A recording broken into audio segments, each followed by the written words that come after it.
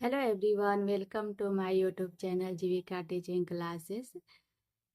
आज की क्लास में हम लोग शैडो के बारे में जानेंगे। शैडो क्या होता है?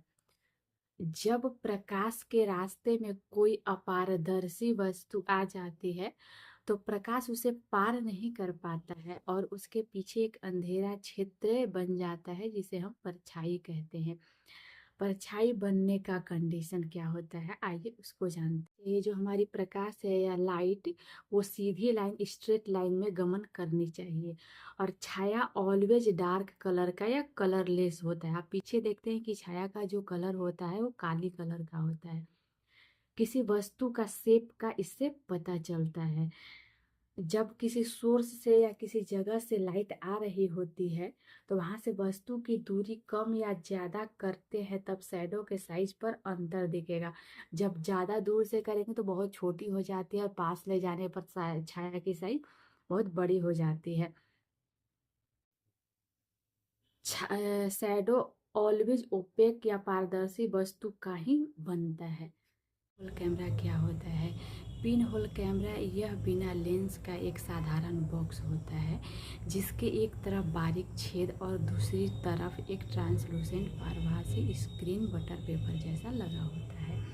इसमें क्या होता है कि एक स्रोत से यहाँ से लाइट आती है और एक छोटा सा ये छिद्र होता है। इस छिद्र से ये लाइट ये निकलती है और यहाँ ट्रांसलूसेंट एक पेपर लगा होता है। इस पेपर के थ्रू जब लाइट पास करती है तो यहाँ एक इमेज बनता है और यह इमेज उल्टा प्रतिबिंब यहाँ प्राप्त होता है।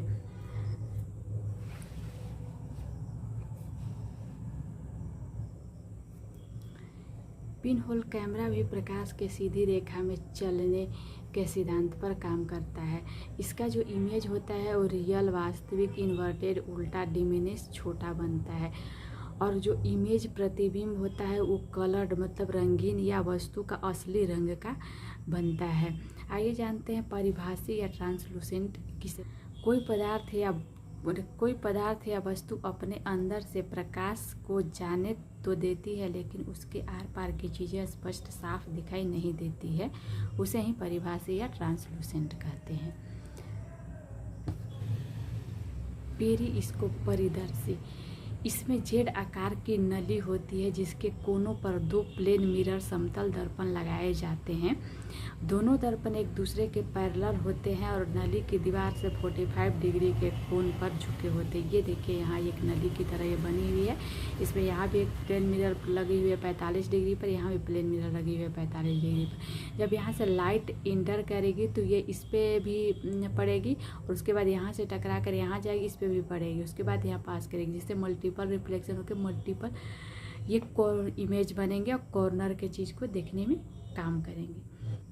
ये उन वस्तुओं को देखने के लिए बनाया गया है जो सीधे दृष्टि रेखा से दिखाई नहीं देती, जैसे पनडुब्बी के अंदर से समुद्र की सतह देखना, बंकर के पीछे छिपे सैनिकों द्वारा बाहर देखना। वो बहुरूप दर्शक के बारे में पढ़ेंगे। कैलियोडोस्कोप मुख्य रूप से रिफ्लेक्शन एंड मल्टीपल रिफ्लेक्शन बहु परावर्तन के थ्योरी सिद्धांत पर काम करता है। जब प्रकाश इसके अंदर जाता है तो दर्पणों से बार बार टकराकर परावर्तित होकर बेहद खूबसूरत और सिमेट्रिकल पैटर्न बनाता है। ये बनता कैसे है? इसमें 3 मिरर को एक दूसरे के साथ जोड़कर एक प्रिज्म या त्रिकोणीय ट्यूब 60 डिग्री एंगल पर बनाया जाता है। इसके एक छोर को बंद करके रंग बिरंगी कांच के टुकड़े डाल दिए जाते हैं जो पैटर्न बनाने का काम करते हैं। इसमें एक जैसा पैटर्न दोबारा कभी नहीं बनता है बल्कि हर बार हिलाने पर नया पैटर्न बनता है, क्योंकि इसमें बार बार चेंज होते रहता है।